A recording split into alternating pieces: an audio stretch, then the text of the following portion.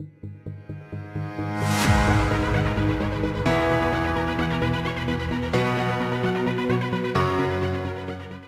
everyone, it's Oxwell here, and welcome back to another video.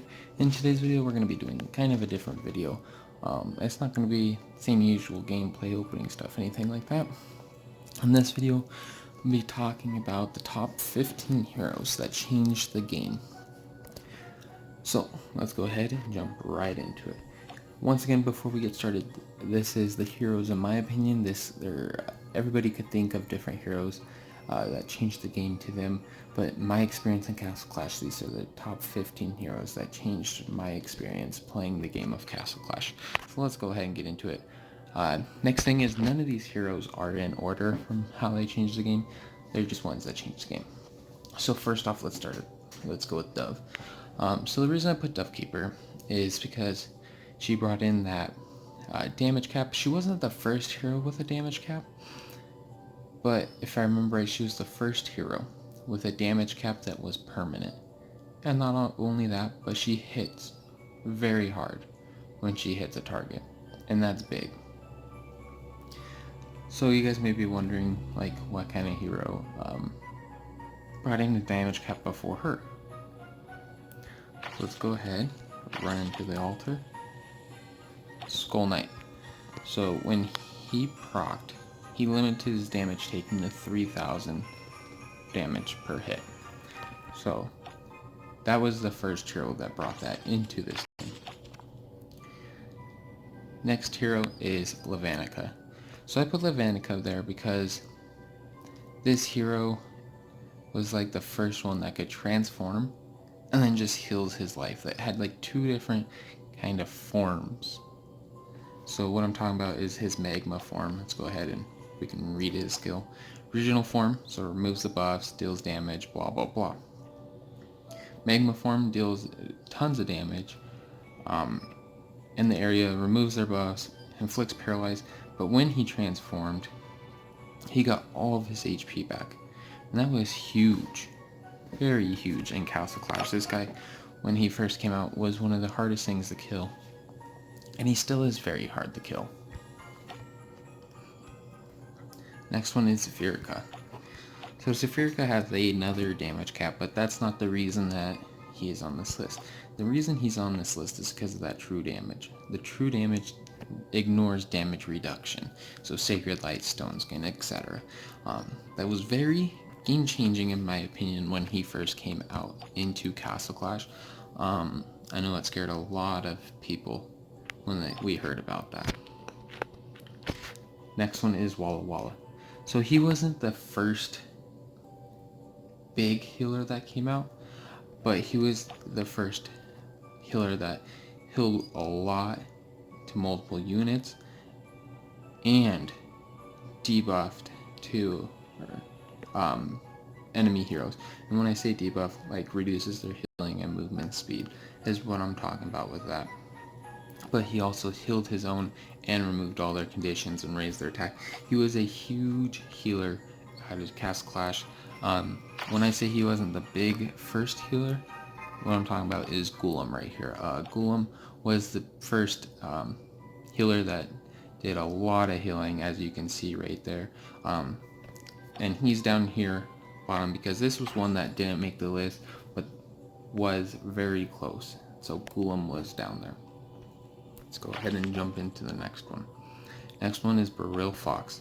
So I put Beryl Fox because it can ignore elusive, which that's big for stealth and Ronin, Minnow, Zafirka, Dove, all those stuff things. This was very big, and this was the first thing that had anything like that. So that was very game changing. And now when I'm going into elusive, we're already going to go ahead and jump down to the list of Ronin real quick. So Ronin is on this list because he brought in the elusive. He was the first hero that was able to do it, and he did it for majority of his span. 4.5 seconds out of every 6 seconds he was elusive, which meant he wasn't able to be hit during that. So you used to stack a lot of dodge on him, which I think most people still do, and you used to put like Scorch or something like that just so he was never hit. That has changed because now Ronin gets hit a lot. He's still okay for Guild Wars and stuff, but that was a big game changer for the game. Next we're jumping into is Bloody Mary. So Bloody Mary brought something completely different to the game of Castle Clash, and that was the ignoring damage cap. So what that means was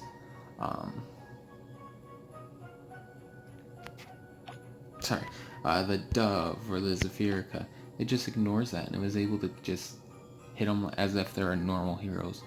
That was big when she came out. It really helped out with killing Zephyrica and Dovekeeper.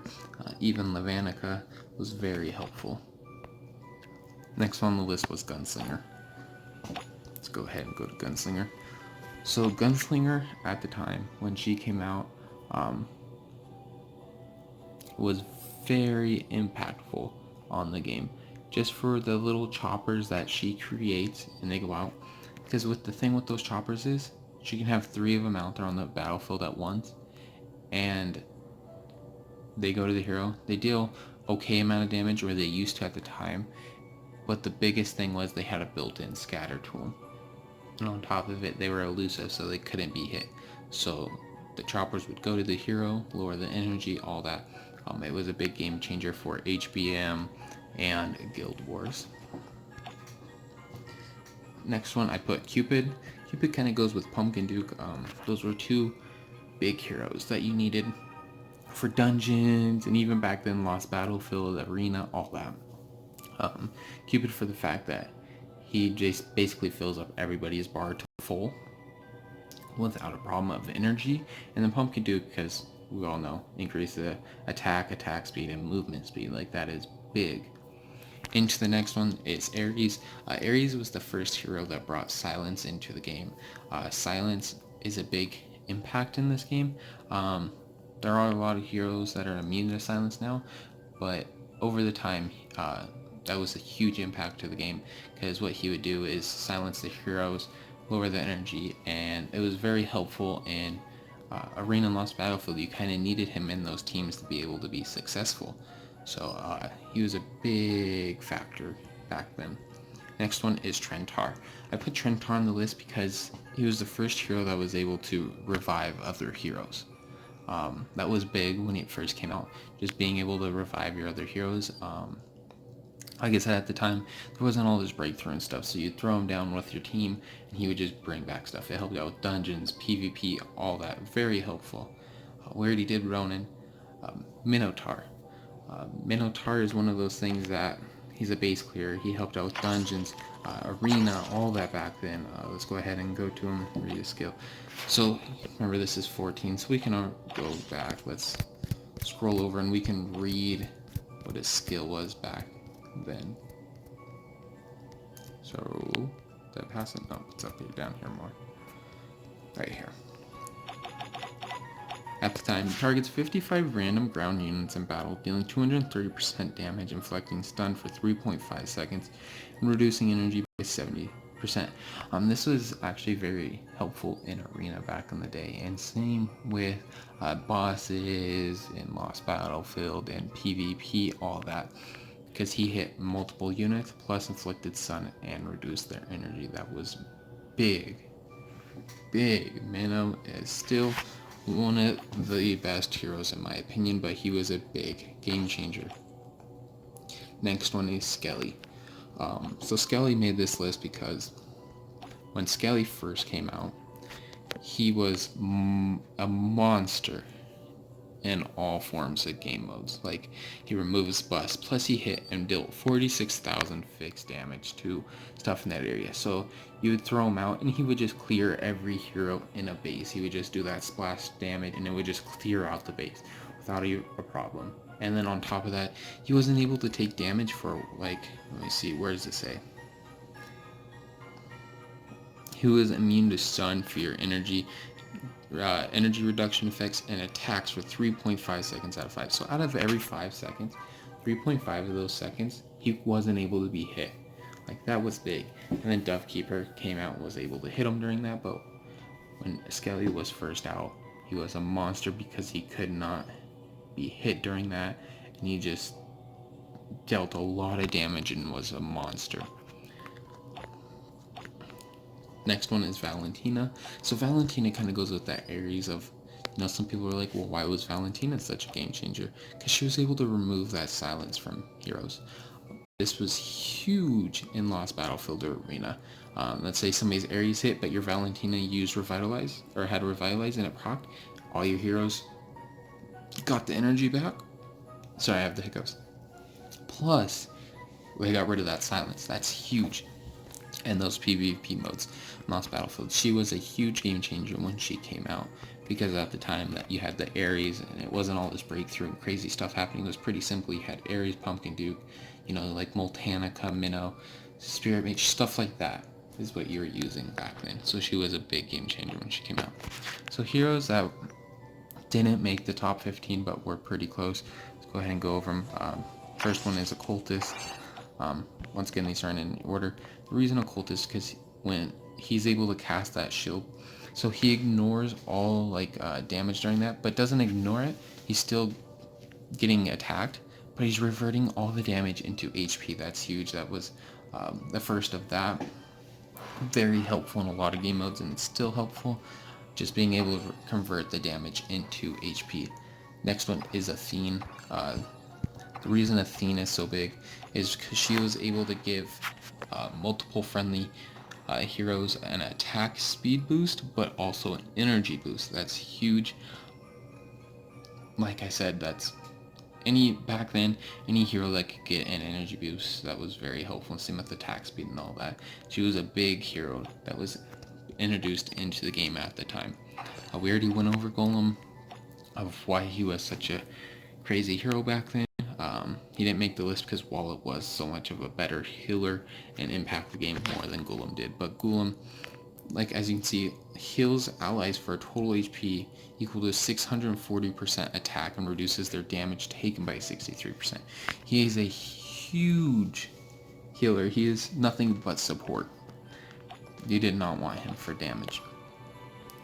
Let's go. Next one is Demogorgon. The reason Demogorgon was because he was the first one to bring in the blind.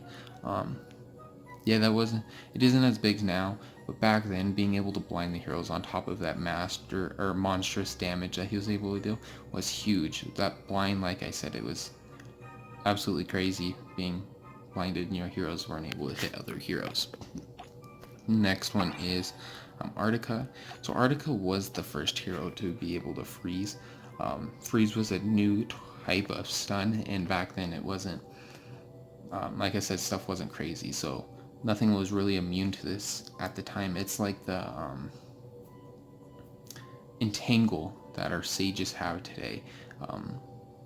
The freeze was so powerful back then because nothing was immune to it, and you would just throw him out, and his range for freeze was quite big at the time, so he would just freeze everything, and it was just powerful at the time.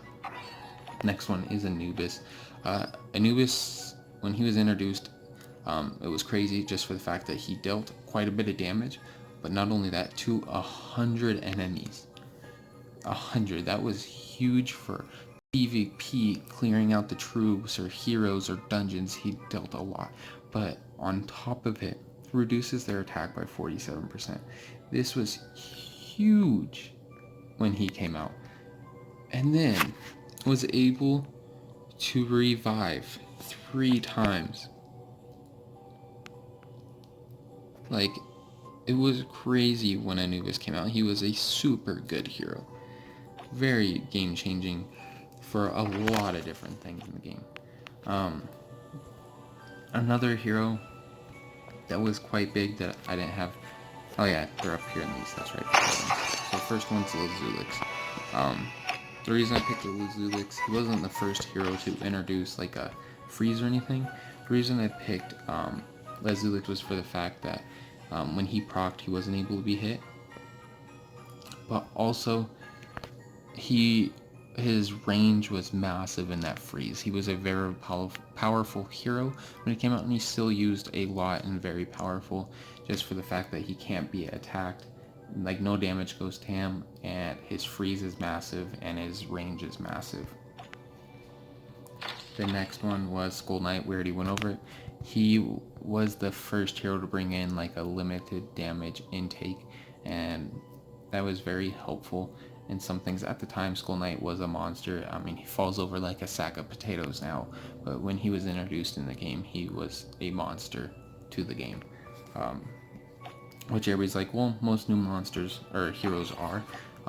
That is very false. Let's go ahead and take a look at some of these heroes. Like Alphamech. Yeah, he's a okay hero, but he is nothing close to being a super powerful top hero. Same thing with Cinder. Rune Master was a very decent hero introduced. Same with Valiant Saintess. Ice Lady was not. Burl Fox was okay. Crystal Wraith wasn't.